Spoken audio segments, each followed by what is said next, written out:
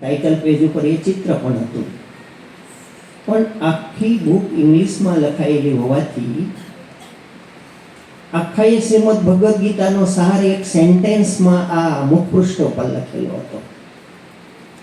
એ sentence મારે તમને કહેવું છે. આખી શ્રીમદ ભગવદ્ ગીતાનો સાર એ વાક્ય જો ચરિતાર્થ થઈ જાય તો આવી જાય છે. એમાં લખ્યું હતું, devotion to duty is divine. કાર્ય પ્રત્યેની નિષ્ઠા એ જ ભક્તિ છે. પછી મુક્તિ મળે કે ના મળે, મારે ભક્તિ તમારી કરવી છે. આ ભક્તિ શ્રીમદ ભગવદ્ ગીતાના મતે નાસીપાસ થયેલા અર્જુનજીને ભગવાન શ્રી કૃષ્ણએ સંબોધી છે કે તારે જે કરવાનું છે તે ઉત્તમ રીતે કર, તો એ ધર્મ છે, ભક્તિ છે. તો આજની જ્ઞાન ગોષ્ઠીમાં સૌ ગુરુજનોની સામે આ વિચાર થોડા સમય માટે ખોલવો છે. ધર્મ વિશે અનેક વ્યાખ્યાઓ છે. ધર્મ શું છે? ધર્મ અનેક છે. તમારી જે ભૂમિકા છે એને અસરકારક નિભાવો તો તમે ધર્મ કાર્ય કરો છો એમ કહેવાય.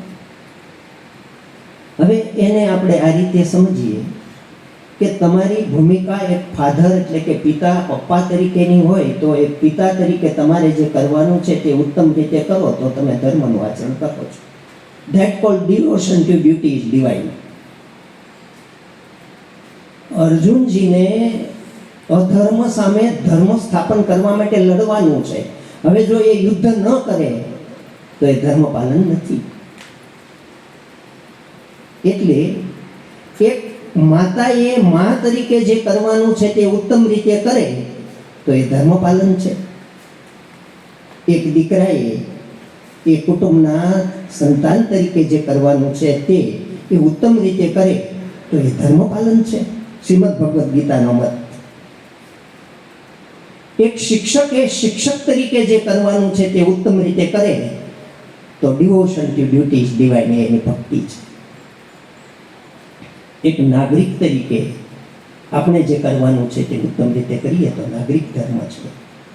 એક નેતા તરીકે આપણે જે કરવાનું છે તે ઉત્તમ રીતે કરીએ તો એ નેતૃત્વ ધર્મ છે. એક અધિકારી તરીકે આપણે જે કરવાનું છે તે અધિકારી તરીકે આપણે ઉત્તમ રીતે કરીએ તો એ અધિકારી ધર્મ છે. એક વિદ્યાર્થી તરીકે જે કરવાનું છે તે આપણે ઉત્તમ રીતે કરીએ તો એ વિદ્યાર્થી ધર્મ છે. આ ધર્મ અનેક છે. જ્યાં જ્યાં ભૂમિકા આવે છે ત્યાં ધર્મની વિભાવના આ છે શ્રીમદ ભગવદ્ ગીતા. અને એટલે શિકાગો ધર્મ પરિષદમાં વિશ્વના તમામ માનવોની સામે ધર્મ શું છે એ સ્વામી વિવેકાનંદજીએ શ્રીમદ ભગવદ્ ગીતાની પુસ્તક બતાવીને કહ્યું. આપણી જે ભૂમિકા છે તેને આપણે ઉત્તમ રીતે નિભાવીએ તો એ ધર્મ છે.